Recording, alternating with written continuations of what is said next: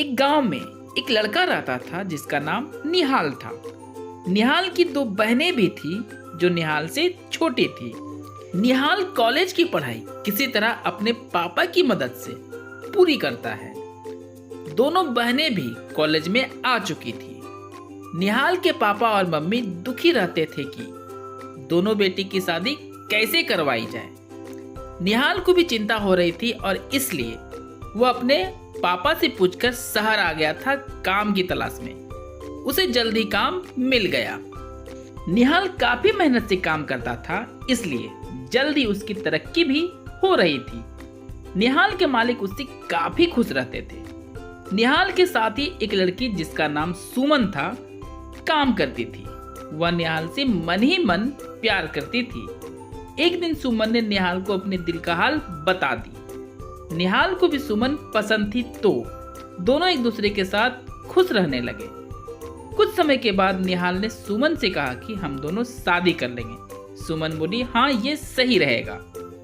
सुमन निहाल से बोली कि शादी के बाद हम दोनों शहर में ही कोई अच्छी जगह पर घर लेकर रहेंगे। निहाल ने कहा कि ठीक है, लेकिन पहले अपनी बहनों की शादी तो करवा दूं, तब अपने बारे में सोचेंगे। निहाल ने अपनी एक बहन की शादी अच्छे से करवा दी और खुद भी सुमन से शादी कर ली। कुछ समय गांव में रहने के बाद सुमन बोली कि अब शहर चलते हैं और अपना काम को फिर से शुरू करते हैं। निहाल के माँ बाप उनको कुछ दिन और रोकना चाहते थे, लेकिन सुमन नहीं मानी। दोनों शहर आ गए और काम करना शुरू भी कर दिए। कुछ ही दिन बीते होंगे कि निहाल के माँ बाप ने फोन करके निहाल से कहा कि कुछ दिनों के लिए घर आ जाओ।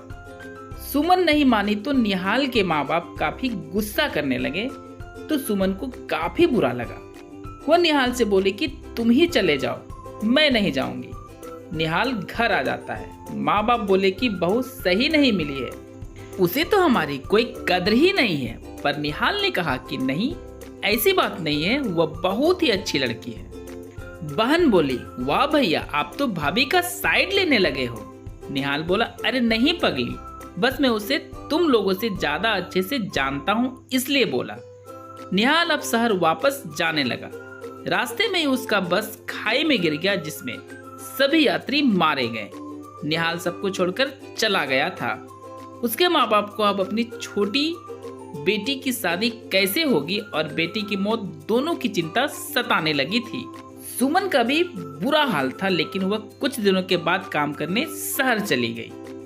कुछ ही दिनों में सुमन को पता चला कि वह माँ बनने वाली है, लेकिन फिर भी वह काम लगातार करती ही रही। इधर सुमन के सास ससुर यही बोल रहे थे कि बहू के कारण ही उनका बेटा मर गया, क्योंकि वह उसे आते समय रोक टोक किया करती थी।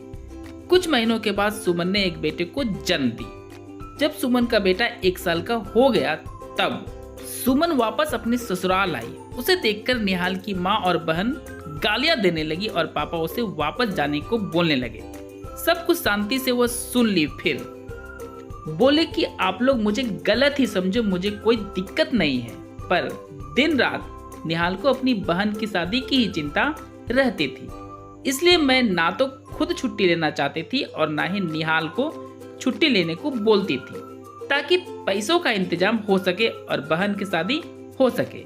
निहाल के जीवन का सपना था कि वह दोनों बहनों की शादी सही से करवा सके, इसलिए मैं उसके सपने को पूरा करने के लिए लगातार काम की और पैसों का इंतजाम की। सुमन बहुत सारे पैसे देकर वहां से जाने लगी। तब सबने उसे रोका और माफी मांगी उसे गलत समझने के लिए। सुमन ने बेटे को उनको दी, जिसे पाकर सभी काफी खुश हुए। सुमन के पैसों से छोटी बहन की भी शादी हो गई और फिर सुमन अपने सास ससुर से बोली कि मैं आप लोगों के पास आते रहूंगी, लेकिन यहाँ नहीं रह सकती, क्योंकि मुझे आपकी जिम्मेवारी के साथ साथ अपने बच्चे की भी जिम्मेवारी है, तो मुझे आराम नहीं करना है। ये बोलकर वो चली गई। अब निहाल के माँ बाप को निहाल की कमी महसूस नहीं हो रही थी। दोस्तों, कहानी कैसा लगा कमेंट करके जरूर बताएं और हाँ, ऐसे ही कहानी सुनने के लिए वीडियो को लाइक शेयर एंड सब्सक्राइब जरूर करें।